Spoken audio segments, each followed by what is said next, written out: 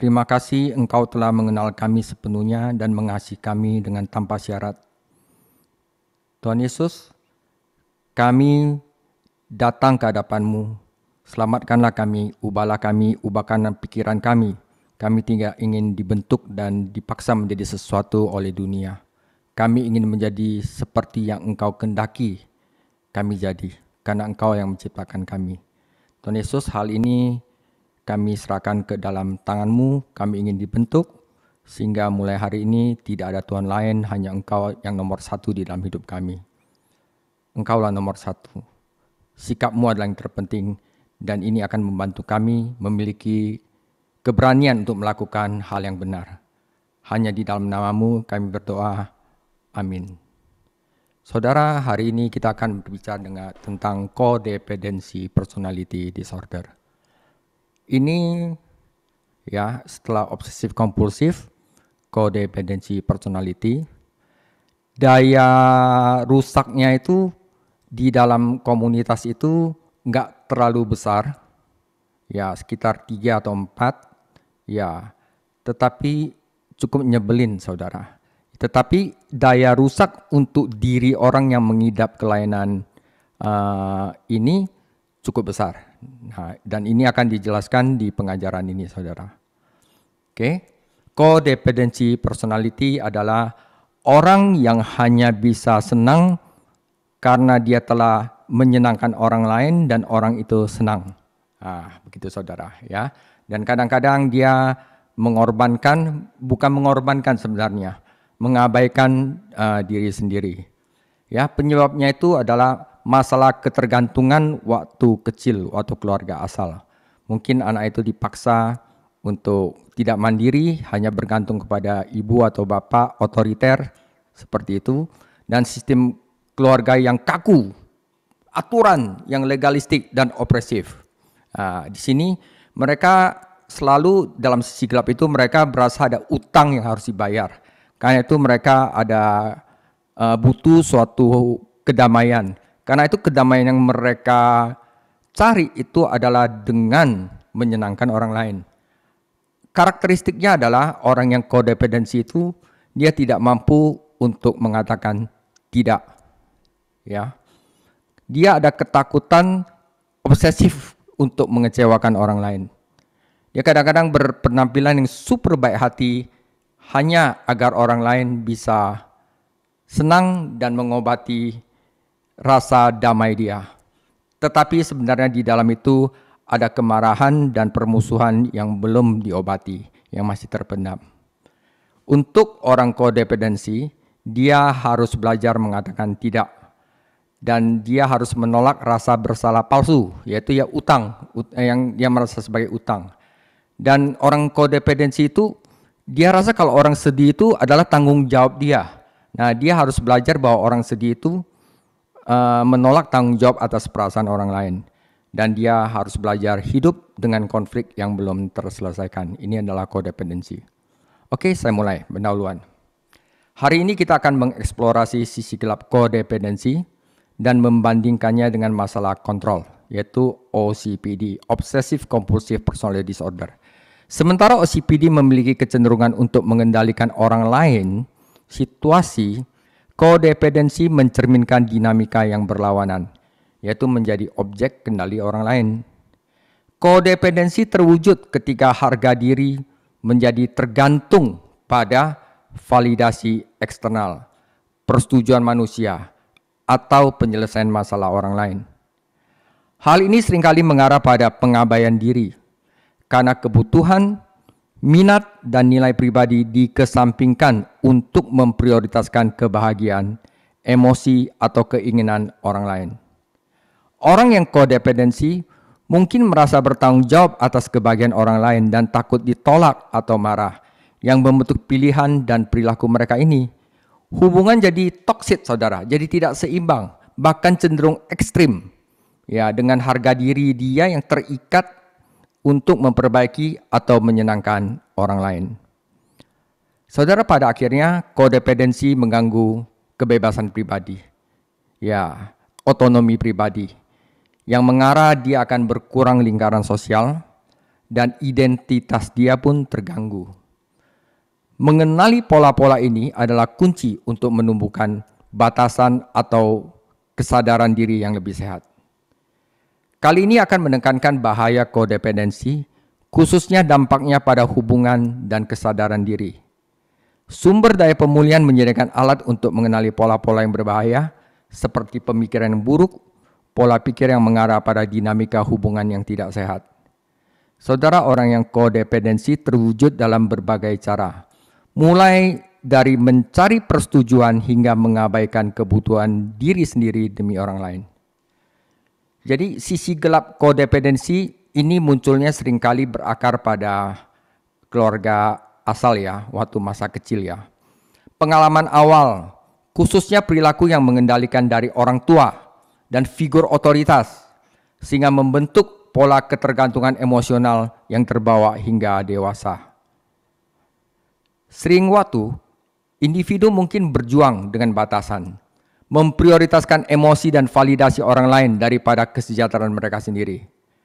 Memahami akar penyebab ini penting untuk memutuskan siklus dan akhirnya membina hubungan yang lebih sehat. Diskusi itu menyoroti bagaimana dinamika keluarga, terutama masalah ketergantungan, aturan yang kaku, sistem legalistik dan opresif dapat membentuk ketergantungan dan pergumulan emosional di kemudian hari. Saudara, memang kontrol orang tua terkadang diperlukan untuk mendisiplinkan anak-anaknya. Tetapi jika dilakukan terlalu jauh, lebih ke bossy bukannya untuk mendidik, hal itu dapat mengarah pada pola yang tidak sehat yang menghambat individualitas dan harga diri. Apalagi penganiayaan akut merupakan contoh ekstrim dan tragis dari dinamika yang berbahaya ini. Pengalaman seperti itu dapat menyebabkan luka dalam yang mempengaruhi persepsi diri dalam hubungan. Di luar pelecehan yang eksplisit, ekspektasi yang kaku, baik dalam struktur keluarga atau lingkungan keagamaan, ya saudara, lingkungan gereja pun ya, dapat berkontribusi pada penekanan emosional yang memperkuat siklus kontrol dan kepatuhan untuk menyenangkan orang lain yang tidak sehat. Jadi kita harus mengenali pengaruh-pengaruh ini sangat penting dalam melepaskan diri dalam pola pikir yang merusak dan kita merangkul kehidupan yang Tuhan inginkan.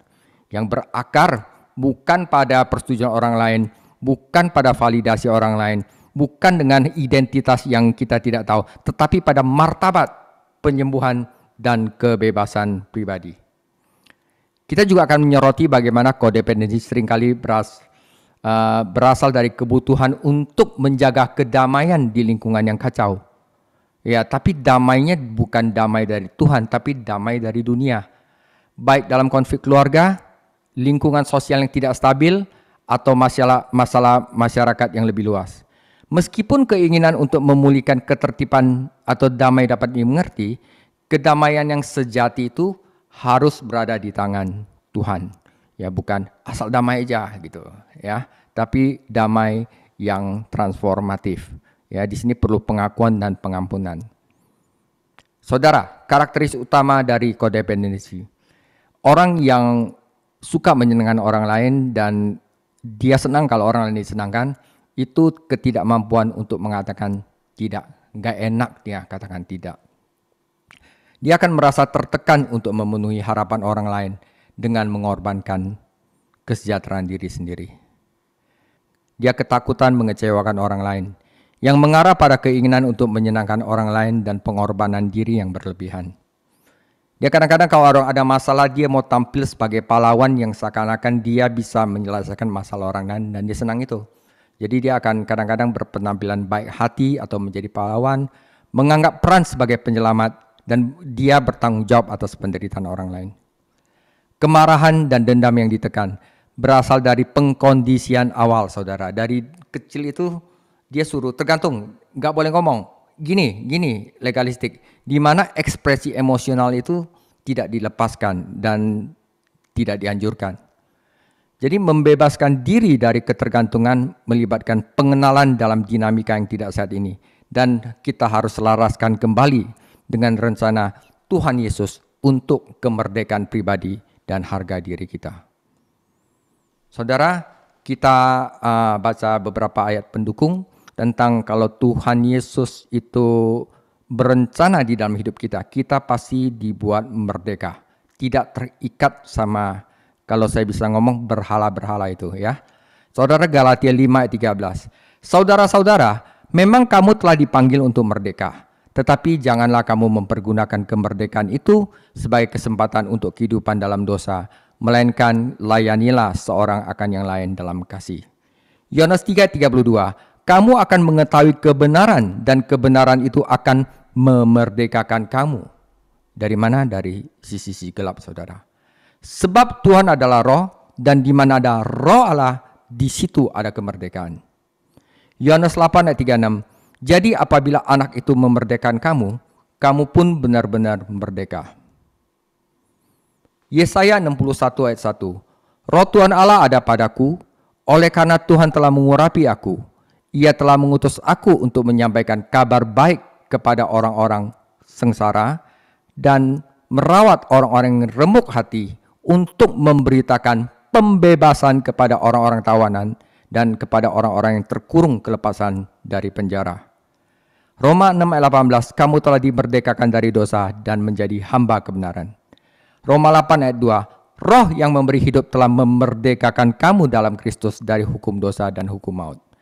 Roma 6 ayat 22, tetapi sekarang setelah kamu dimerdekakan dari dosa dan setelah kamu menjadi hamba Allah, kamu beroleh buah yang membawa kamu kepada pengudusan, dan sebagai kesudahannya ialah hidup yang kekal. Saudara, tantangan utama orang yang kodependensi. Saudara, pertama, orang kodependensi harus belajar untuk say no, belajar untuk mengatakan tidak. Banyak orang berjuang melawan tekanan untuk memenuhi harapan yang tidak realistis, yang seringkali ditanamkan sejak kecil. Rasa bersalah yang salah, merasa bertanggung jawab atas persetujuan orang lain dapat berlanjut hingga dewasa, sehingga mereka sulit untuk menetapkan batasan yang sehat. Yang kedua, kita harus menolak, orang kodependensi harus menolak tanggung jawab atas emosi orang lain. Ketergantungan seringkali menyebabkan kita menganggap kekacauan orang lain, emosi orang lain sebagai beban pribadi. Menyadari bahwa kita tidak dimaksudkan untuk memperbaiki orang lain sangat penting. Ya, kedamaian sejati dan datang dari penyerahan pergumulan ke tangan Tuhan. Sama seperti juga kalau kita menginjil atau kita kasih orang firman, tugas kita itu hanya memberitakan. Ya, kita tidak dimaksudkan untuk mengubah hati orang, karena kita tidak bisa. Yang bisa mengubah hati orang itu hanyalah Tuhan Yesus. Nah, saudara, di sini kodependensi juga harus menyeimbangkan kasih sayang kepada orang lain, juga pikirin diri sendiri diseimbangkan. Ya, meskipun kitab suci menyuruhkan kita untuk saling mendukung, saling memberi kasih sayang, ada perbedaan antara memikul beban dan mengorbankan kesejahteraan pribadi. Melebih-lebihkan diri secara emosional dan spiritual menyebabkan kelelahan sehingga tidak ada yang tersisa untuk diberikan kepada Tuhan. Saudara, kodependensi itu karena dari kecil itu udah dikekang, ya, ketergantungan sama orang, dia berarti di dalam hati dia itu banyak konflik yang belum terselesaikan. Jadi luka masa lalu, terutama dari dinamika keluarga, dapat menciptakan rasa hutang hidup yang internal, yang membuat individu kodependensi merasa berkewajiban untuk menebus pergumulan di masa lalu. Ya, kita orang tidak perlu menebus karena Tuhan Yesus telah menebus kita sekali untuk selama-lamanya. Jadi mempercayai Tuhan Yesus untuk penyembuhan dan pengampunan ini hanya satu-satunya cara yang dapat melepaskan diri kita dari pola kodependensi. Pada akhirnya, mengatasi ketergantungan bersama-sama membutuhkan penyerahan diri dan membiarkan Tuhan Yesus memulihkan, menguatkan, dan jangan mengandalkan upaya pribadi untuk mengendalikan atau memperbaiki situasi. Jadi melalui transformasi ini, individu dapat bangkit dari dinamika hubungan yang toksik dan menemukan kebebasan baru di dalam Kristus. Saudara, kita akan merefleksikan tentang kodependensi dan pemberdayaan diri sendiri melalui sudut pandang pemulihan pribadi. Kita dapat memilih untuk mengatasi ketergantungan, pelecehan, pengabaian keluarga, menekankan bagaimana Tuhan dapat menggunakan kesaksian hidup kita ini untuk transformasi di seluruh dunia. Karena kodependensi dapat didefinisikan sebagai hilangnya identitas pribadi, karena apa tujuannya itu tergantung orang lain, di mana nilai seseorang bergantung pada orang lain yang mungkin juga sedang berjuang dengan sisi gelapnya. Ya, ia menyoroti pentingnya penerimaan diri, belajar untuk mencintai diri sendiri dengan segala kekurangannya, melalui perspektif kitab suci, khususnya kebenaran bahwa setiap orang diciptakan dengan sangat menakjubkan dan mengagumkan. Hasrat adalah kekuatan dahsyat yang mendorong orang untuk menuju penyembuhan dan kehancuran. Ya saudara. Perjalanan pemulihannya menuntun untuk mencari pemahaman yang lebih dalam tentang siapa dirinya dan milik siapa dirinya. Akhirnya mengenali tujuannya di dalam Tuhan. Ya, dia bukan orang lain punya. Kita semua itu adalah milik Tuhan. Diri kita adalah seorang manusia yang telah hancur. Dan kita itu harus berkiblat hanya kepada Tuhan Yesus. Di luar itu sudah tidak sehat saudara. Dan kita mencatat bahwa kodependensi yang tidak terkendali membuat individu rentan terhadap pelecehan lebih lanjut yang memperkuat siklus rasa sakit di masa lalu. Ya, kalau dia kiblatnya masih persetujuan manusia, ya udah susah disembuhkan. Hanya satu yang bisa menyembuhkan, yaitu Tuhan Yesus. Pemulihan sejati tidak hanya melibatkan kemandirian dan keterikatan yang tidak sehat, tetapi juga ketergantungan kepada Tuhan Yesus. Jadi harus dua sisi ya. Nah, jadi bukan berjuang untuk dengan mandiri. Ia menjalani proses seumur hidup di mana Tuhan terus bekerja dalam hidupnya, yaitu sanktifikasi ya, membimbingnya menuju kesempurnaan.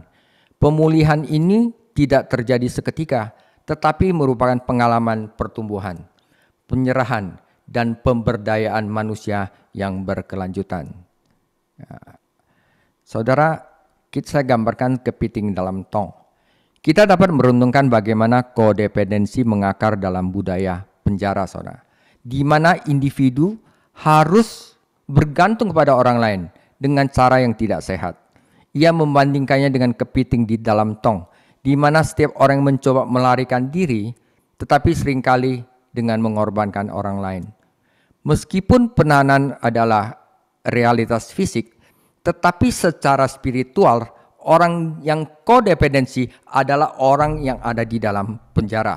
Dan setelah dia sembuh, dia baru sadar bahwa yang dipenjarakan adalah dia. Ia menekankan bahwa pembenjaraan emosional dan spiritual sama merugikannya. Menyadari bahwa pilihannya dari masa lalunya itu membawa dia ke penjara, dia harus tahu dulu bahwa dia ada di dalam penjara. Dan kadang-kadang sisi gelap dan setan itu memainkan trik memberitahu bahwa dia itu tidak di dalam penjara. Itu paling gampang, dia tidak akan keluar lagi. Ya. Dan di sini melalui firman-Nya, ia berkomitmen untuk melakukan perubahan yang berarti melalui Tuhan Yesus. Dimulai dengan saudara.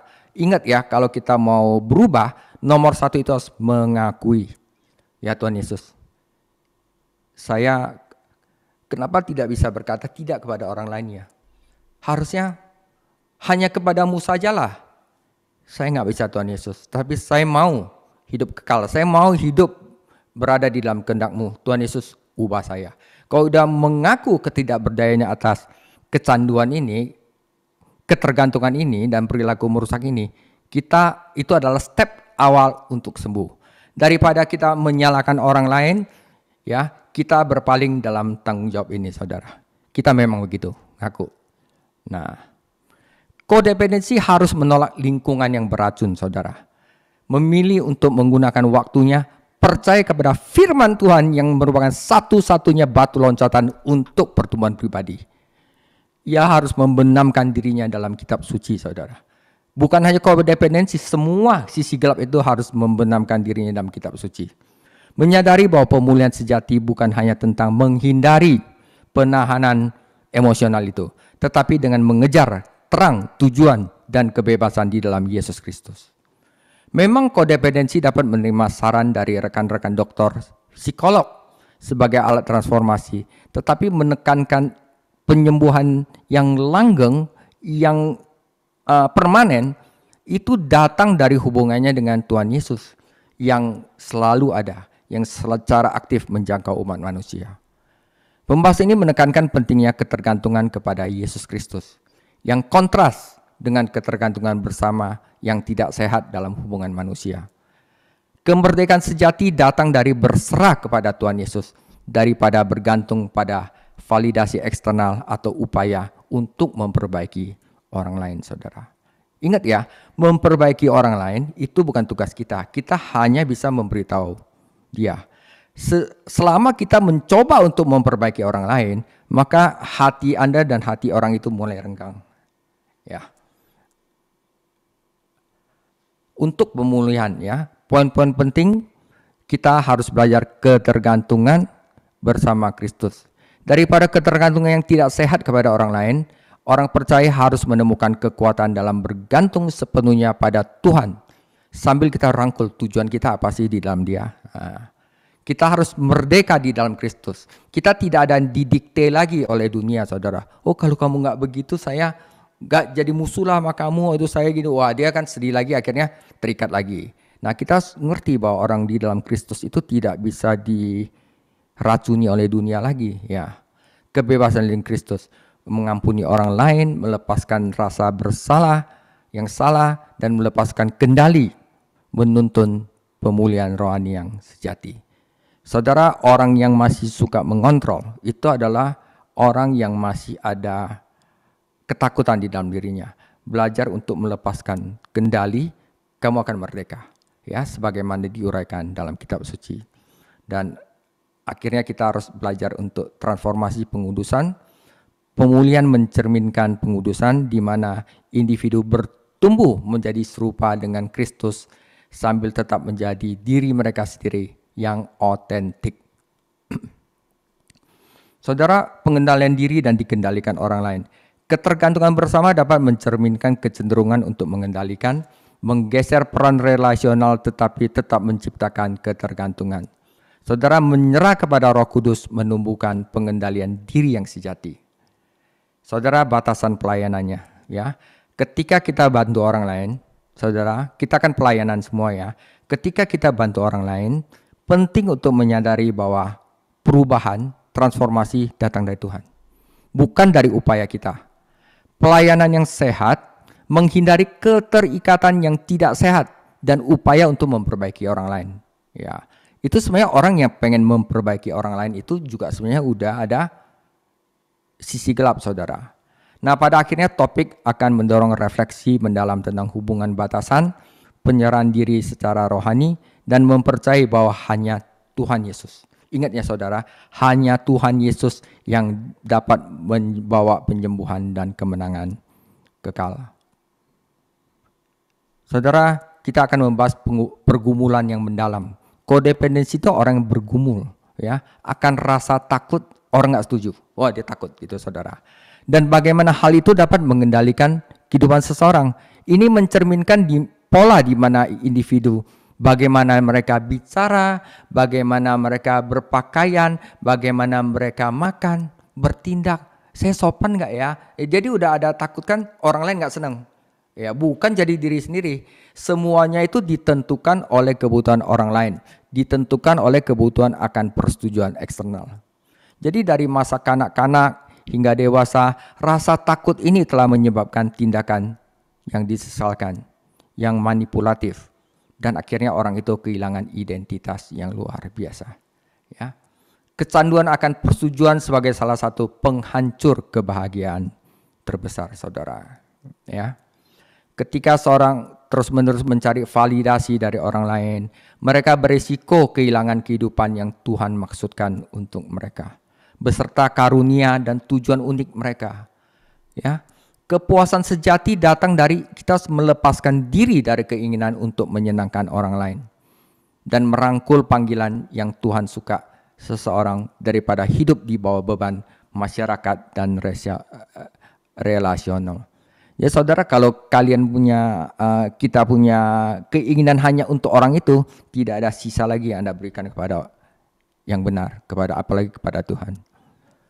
Jadi bagaimana kodependensi terlalu mengkhawatirkan pendapat orang lain dalam menyebabkan pilihan yang tidak sehat, manipulasi dan ketidakmampuan untuk menetapkan batasan.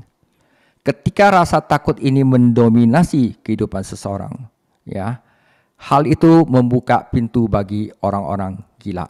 Orang-orang lain terutama seperti OCPD yang pengen mengontrol dan NPD yang ingin menjadi raja, yang suka mengendalikan, membujuk dan menyebabkan orang lain itu kehilangan kesempatan sama sekali. Saudara, Amsal 29 ayat 25. Takut kepada orang mendatangkan jerat, tetapi siapa percaya kepada Tuhan dilindungi. Jerat ini adalah kayak dia mau keluar, tapi makin dia bergejolak untuk keluar, kayak lumpur hisap, makin dia tenggelam, saudara. Ya, ayat ini memperingatkan bahwa terlalu peduli terhadap persetujuan orang lain adalah jebakan yang berbahaya, yang menegaskan perlunya percaya kepada Tuhan untuk mendapatkan rasa aman. Ayat tersebut menekankan bahwa mencari persetujuan itu sendiri tidaklah salah.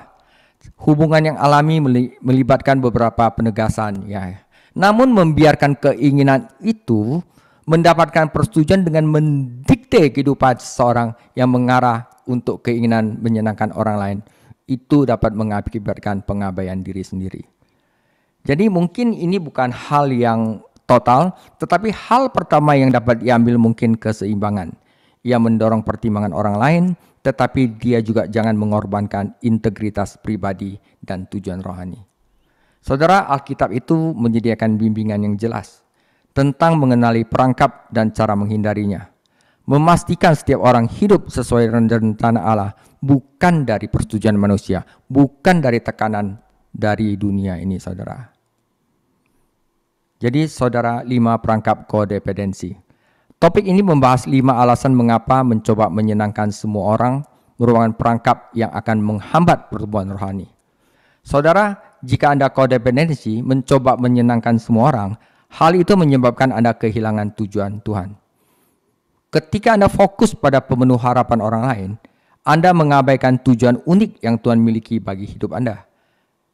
Tekanan dari teman sebaya atau teman dari komunitas atau keluarga atau rasa iri dapat menuntun pada kehidupan yang ditentukan orang lain, bukan mengikuti panggilan Tuhan. Saudara, hal itu menghambat pertumbuhan rohani. Mencari persetujuan orang lain daripada persetujuan Tuhan dapat melemahkan iman. Ketika orang-orang, manusia-manusia menjadi lebih pengaruh dalam hidup Anda daripada Tuhan, hal ini akan mengganggu hubungan rohani Anda dan menghalangi Anda untuk memperdalam hubungan dengannya. Saudara, hal itu menggantikan otoritas Tuhan dengan pengaruh manusia.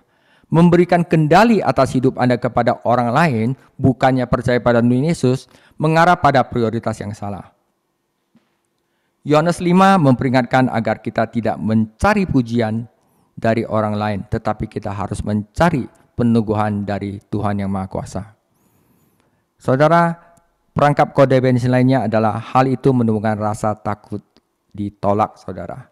Ditolak di masyarakat, ditolak di dalam suatu pertemanan atau apa.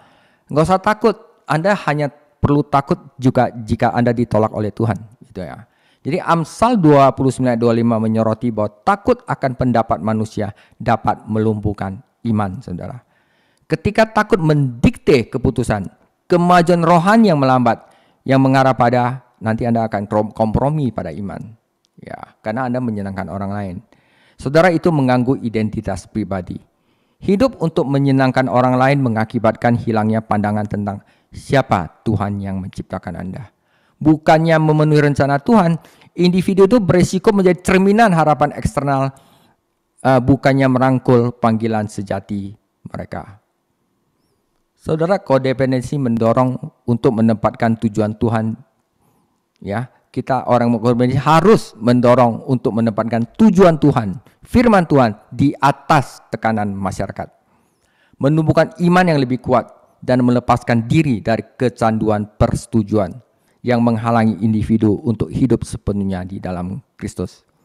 Topik ini menyoroti bagaimana berusaha menyenangkan semua orang dapat menyebabkan dosa, khususnya melalui tekanan teman dalam satu komunitas. Ya, Banyak remaja, bahkan orang dewasa berjuang melawan tekanan masyarakat. Harusnya kamu gini, begini. Ya, kita ikutin firman aja, saudara. Kita mau menyesuaikan diri, seringkali membuat pilihan ketika kadang-kadang kita tahu mereka salah, hanya untuk orang itu senang, untuk mendapat persetujuan. Jadi ada satu lelucon kuno. Jika semua temanmu melompat dari jembatan, apakah kamu mau melakukannya? Saudara, ya. Meskipun tampak klise, Alkitab menegaskan kebenaran di baliknya. Keluaran 23:2 memperingatkan agar tidak mengikuti orang banyak dalam melakukan kesalahan.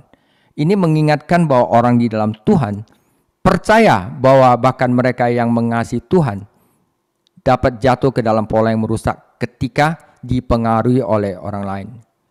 Jadi pada akhirnya topik tersebut akan mendesak kita perlu hikmat mengenali bagaimana mencari persetujuan yang dapat menjauhkan dari kehendak Tuhan. Ya, bandingkan aja dengan kitab suci, saudara. Karena kepuasan sejati datang dari menyelaraskan diri dengan tujuan Tuhan, bukan dengan menyerah pada persetujuan manusia. Saudara, saya kasih contoh beberapa tokoh Alkitab yang melakukan ini, walaupun mereka mungkin bukan murni kodependensia. Ya, topik-topik ini menyoroti contoh-contoh Alkitabiah yang tentang individu yang menyerah pada tekanan manusia daripada berdiri teguh dalam iman. Pertama, Petrus. Meskipun Petrus sudah banyak menyaksikan mujizat Yesus, Petrus menyangkal mengenalnya ketika dihadapkan pada tekanan opini publik. Pilatus tahu benar Yesus tidak bersalah dan dia mengakui bahwa Yesus tidak bersalah. Tetapi karena orang itu teriak salibkan dia, tetapi dia menyerah pada tuntutan orang banyak yang akhirnya menyebabkan penyaliban Yesus. Saudara-saudara Yusuf, ke-11 orang itu bersengkongkol melawan Yusuf, mengutamakan iri hati daripada kebenaran. Sementara Ruben yang tadinya jadi orang paling besar ragu-ragu untuk melakukan kejahatan itu. Tetapi karena desakan dari 10